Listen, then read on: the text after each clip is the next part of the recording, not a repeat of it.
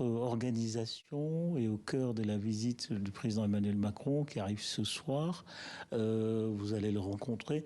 Qu'attendez-vous ou qu'espérez-vous de cette visite? Nous espérons que le volet économique va être au cœur de la visite du président Macron, qui, pour nous, nous l'espérons, va marquer le début du changement de paradigme et la refondation du partenariat économique entre la France et le Cameroun. C'est la première visite du président français depuis sa réélection. Un des éléments importants sur lequel insiste l'Élysée pour expliquer le choix du Cameroun, c'est que votre organisation, le GICAM, aurait écrit pour répondre à l'appel du président Macron, écrit pour l'initiative Farm. Alors, en écrivant au président Macron, qu'avez-vous dit et qu'avez-vous proposé? Mais déjà, on a écrit pour faire état de cette situation, des conséquences. Que la guerre en Ukraine c'était un accélérateur aux difficultés des pays africains au niveau de sécurité alimentaire. Et puis,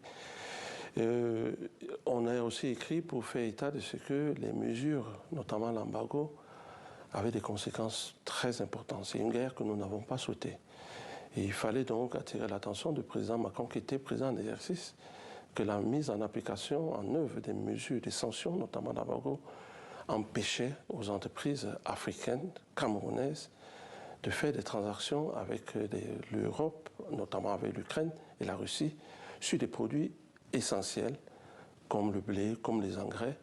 Dans le même temps, l'Europe continuait d'importer le gaz et le pétrole. Nous estimons que c'est de deux poids, deux mesures. Première chose et deuxième chose. Deux poids, deux mesures. Mais dans le sens où l'Europe continue, lui, à acheter le gaz et le pétrole en Russie, alors que nous, les Africains, ne pouvons pas transiger, faire des opérations bancaires en direction notamment de la Russie et de l'Ukraine, parce qu'il y a des sanctions. Donc vous voulez une levée des sanctions économiques?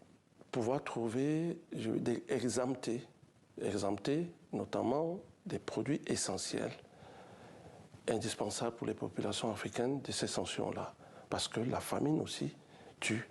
Donc il est question, face à ces sanctions, de trouver une exemption. Et puis l'autre volet, c'était de remettre au cœur, de manière fondamentale, structurelle, en nous inscrivant dans l'initiative Farm du président Macron. Dans l'initiative Farm, dont le président Macron est l'initiateur, il s'agit bien de souveraineté économique, souveraineté alimentaire. N'est-il pas un peu problématique qu'une initiative qui vise la souveraineté alimentaire d'un pays comme le Cameroun et d'autres pays africains viennent de l'étranger, notamment de la France? Mais du moment où il y a une bonne initiative, on s'en fout de là où elle peut venir. L'économie aujourd'hui est mondialisée.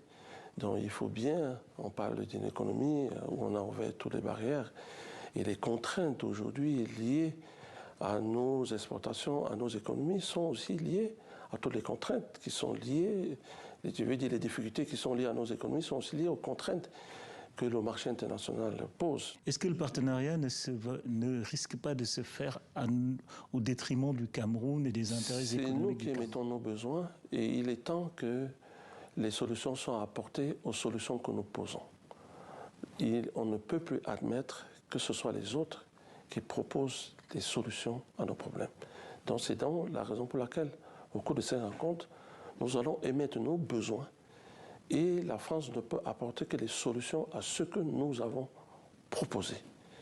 Donc nous pensons que dans cette optique, nous avons bien un équilibre de celui qui demande, de celui qui apporte, mais en respectant, je veux dire, les intérêts et en respectant les identités des uns et des autres, en respectant également les valeurs culturelles de toutes les parties. Durant son premier mandat, le président Emmanuel Macron avait fait un discours qu'on peut considérer comme le discours référence de sa politique africaine, notamment en termes économiques. Et c'était le discours de Ouaga où il disait aux Africains, si vous voulez sortir du franc CFA, sortez. Que pensez-vous de ce débat? Faut-il en sortir? Ce débat sera-t-il évoqué avec le président Macron? Parce qu'il avait promis une réforme du franc CFA qui tarde quand même à venir. Le franc CFA, la monnaie est un outil de politique économique. Et il revient aux États de se décider. Il ne suffit pas de changer le mot CFA, il ne suffit pas de changer le nom pour que l'outil change. C'est pourquoi en faire. Je pense que même si on peut reconnaître qu'aujourd'hui CFA peut renvoyer à des connotations coloniales, Mais il n'en demeure pas moins que ça a un avantage, ça a un inconvénient. Mais la politique économique revient aux États. C'est un choix politique. Il revient non à nos dirigeants de prendre la décision. Mais on peut se questionner. Mais vous, en tant qu'acteur économique, vous avez votre mot à dire. Se questionner aujourd'hui le développement de notre économie face au modèle du fonctionnement du franc CFA.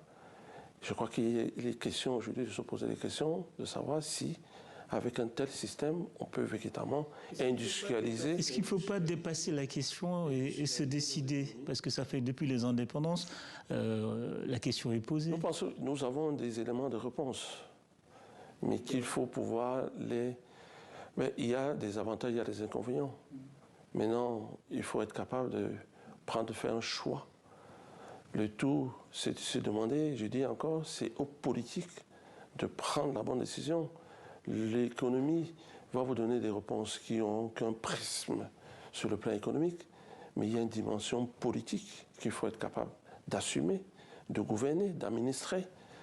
Donc, voilà, il faut donc, c'est pour ça que je dis, est-ce que, avec le modèle de fonctionnement de franc CFA aujourd'hui, il est possible d'atteindre l'émergence? Est-ce qu'il est possible d'avoir une agriculture qui puisse avoir une sécurité alimentaire à l'horizon 2030-2035 de manière autonome? C'est quoi votre réponse? Plutôt oui, plutôt non? Ça ne dépend pas. Là, le franc CFA, disons, ne joue qu'un rôle partiel. Parce que c'est une question de financement dans ce cas. Mais non, pour des produits naturellement de manière politique, des activités qui n'ont pas référence avec l'exportation, qui n'ont pas besoin de devises, parce qu'il y a un volet de devises du franc CFA. Le franc CFA n'a pas d'importance, elle n'a pas besoin de cela. Mais du moment où on pose le problème de financement et qu'il y a une contrepartie en euros, là se pose le problème. C'est pour cela qu'il faut se poser des questions sur les modalités du fonctionnement du franc CFA aujourd'hui. La question est d'actualité. Monsieur Célestin Terromba, merci. Merci de nous avoir accordé cette interview.